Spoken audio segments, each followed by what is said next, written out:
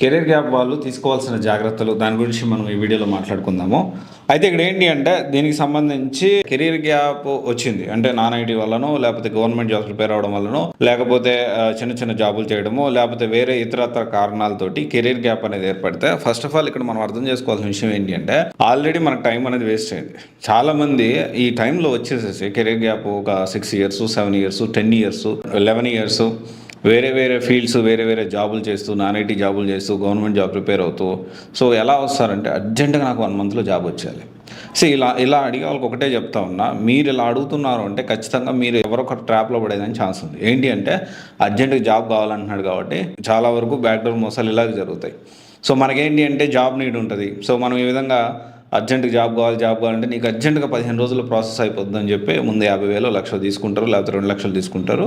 ఆ తర్వాత వాళ్ళు జాబ్ పెట్టారు, మన డబ్బులు పోతాయి. ఆల్రెడీ మెంటల్ ప్రెషర్లో ఉండి జాబ్ రాలేదు, ఏజ్ 30+ వస్తుంది, ఇంకా జాబ్ రాలేదు కనుక మెంటల్ ప్రెషర్, సో ఇంట్లో వాళ్ళ ప్రెషరు, సొసైటీ ప్రెజరు, మనకి రిలేషన్ ఉంటారు కదా రిలేటివ్స్ ప్రెజర్, ఇదంతా పెట్టుకొని మళ్ళీ ఈ ప్రాబ్లం కూడా ఫేస్ చేయాల్సి వస్తుంది. సో కెరీర్ గ్యాప్ వాళ్ళు బేసికల్లీ ఏంటి అంటే కొన్ని జాగ్రత్తలు తీసుకోవాలి. ఫస్ట్ థింగ్ ఏంటి అంటే ఫస్ట్ పాయింట్, మీరు ఫ్రెషర్గా వెళ్ళాలనుకుంటారు, ఎక్స్పీరియన్స్గా వెళ్ళాలనుకుంటున్నారా, ఫస్ట్ మీరు డిసైడ్ కావాలి. ఎందుకంటే ఎవ్రీథింగ్ ఈజ్ ఇంటర్లింక్డ్. మీరు ఫ్రెషర్గా వెళ్ళాలి అనుకుంటే దానికి డిఫరెంట్ కోర్సెస్ ఉంటాయి, ఎక్స్పీరియన్స్ వెళ్ళాలి అనుకుంటే దానికి డిఫరెంట్ కోర్సెస్ ఉంటాయి.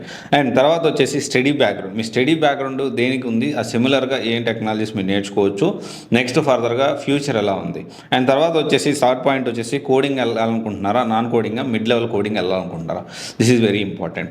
అండ్ తర్వాత వచ్చేసి మీకు ఎంత టైం ఉంది, అంటే అట్లీస్ట్ ఒక 3-4 months అన్న టైం పెట్టగలిగే ఓపిక అనేది ఉందా, లేకపోతే పర్లేదు ఒక 6 months అయినా పర్లేదు, మంచిగా స్టార్ట్ చేయొచ్చు. ఇక్కడే మనకి ఏంటి అంటే మీ స్టడీ అండ్ ఫ్రెషర్గా వెళ్ళాలా, ఎక్స్పీరియన్స్గా వెళ్ళాలి, ఎవ్రీథింగ్ ఈజ్ ఇంటర్లింక్డ్ అనమాట. ఎగ్జాంపుల్ ఒక 6 months టైం ఉంది, సో డెఫినెట్లీ మీరు ఎక్స్పీరియన్స్ కాకుండా ఫ్రెషర్గా 6 to 9 months టైం ఉందంటే ఖచ్చితంగా మీరు ఫ్రెషర్గా మంచిగా ప్లాన్ చేసుకొని ఫ్రెషర్గా మీ కెరియర్ స్టార్ట్ చేసేయడానికి అవకాశం ఉంటుంది. దానికి తగ్గట్టు మీరు దానికి కొంచెం ఎఫర్ట్స్ అనేవి పెట్టాలి. దాదాపు 6 to 9 months మీకు టైం ఉందంటే, లేదు 3 to 4 months ఉందంటే దానికి సంబంధించి అప్పుడు ఫ్రెషర్గా వెళ్ళడం అయితే కష్టం అవుతుంది అనమాట. సో ఇలాగేంటి అంటే ప్రతి విషయంలో చాలా జాగ్రత్తగా వ్యవహరించాలి. ఫ్రెషర్గా వెళ్ళాలా, ఎక్స్పీరియన్స్ వెళ్ళాలా, అండ్ మీ స్టడీ బ్యాక్గ్రౌండ్ దానికి సిమిలర్గా ఉండే technologies, and coding non coding mid level, and దాంతోపాటు మీకు ఎంత టైం ఉంది, అండ్ దాంతోపాటు మనం ఒకవేళ ఎక్స్పీరియన్స్కి వెళ్ళే పని అయితే బీజీవీ ఎలా జరుగుతుంది, ఎలాంటి కంపెనీ సెలెక్ట్ చేసుకోవాలి, ఇవన్నీ కూడా మనం ఖచ్చితంగా కన్సిడర్ చేసుకోవాలి. సో ఇప్పుడు ఎలా ఉందంటే అందరికీ అన్నీ సెట్ కావు. సో ఎగ్జాంపుల్ ఒకరికి డేటా సైన్స్ సెట్ అవుతుంది, ఒకరికి డేటా సైన్స్ అసలు సెట్ కాదు, కొంతమందికి ఇంకొక టెక్నాలజీ సర్వీస్ నో సెట్ అవుతుంది, ఇంకొంతమంది ఇంకొన్ని టెక్నాలజీ సెట్ అవుతుంది. సో బేసికల్లీ ఏంటి అంటే వీటన్నిటి కాల్స్ ఉన్నాయి, data science with AI calls ఉన్నాయి, సేల్స్ ఫోర్స్కి కాల్స్ ఉన్నాయి, డేటా అనలిస్ట్కి కాల్స్ ఉన్నాయి, డెల్ భూమికి కాల్స్ ఉన్నాయి, స్నాప్లాజిక్ కాల్స్ ఉన్నాయి, వర్కటెక్ కాల్స్ ఉన్నాయి, అండ్ సైబర్ సెక్యూరిటీకి సర్వీస్ నోకి ఉన్నాయి ప్రజెంట్, అండ్ డెవాప్స్కి కూడా డెవాప్స్ విత్ ఏడబ్ల్యూఎస్ డెవ్సెకాప్స్కి 4+ వాళ్ళకి కాల్స్ ఉన్నాయి, టెస్టింగ్ వాళ్ళకి కూడా 4+, 5+ వాళ్ళకి కాల్స్ ఉన్నాయి. ఇలా చెప్పుకుంటూ పోతే నెంబర్ ఆఫ్ SAP MMకి కూడా కాల్స్ ఉన్నాయి. అండ్ చెప్పుకుంటూ పోతే చాలా టెక్నాలజీస్ ఉన్నాయి, వాటన్నిటికి కూడా కాల్స్ అనేవి ఉంటూనే ఉన్నాయి. ఇప్పుడు ప్రజెంట్ బాగానే ఉంది, పర్లేదు, మరీ వర్స్ట్గా అయితే లేదు మార్కెట్ అయితే.